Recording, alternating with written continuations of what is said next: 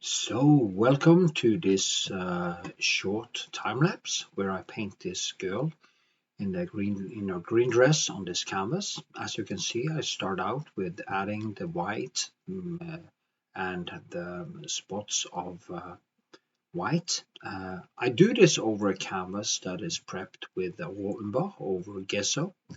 I also use the gesso sometimes to build some textures in the background to save some of the very expensive old Holland paint which I use. As you can see, I just keep on adding. The water is working more like a shadow in the beginning, and then I just start adding light. Now, when I came to that point, I start adding more and more textures and more brushwork to kind of differentiate the different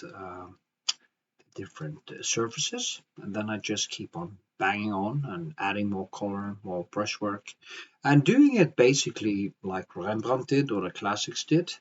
It's the same process in any painting. If you're not doing well, if you here you can also, yeah, by the way, here you can also see how I use the palette, and there is a full process video on my YouTube channel which you find a link to in description, and there you can see also, and I explain how I use the palette and the colors and how I do work with different colors when it's darker skin like this girl called Iseline has, and also there's another, of course.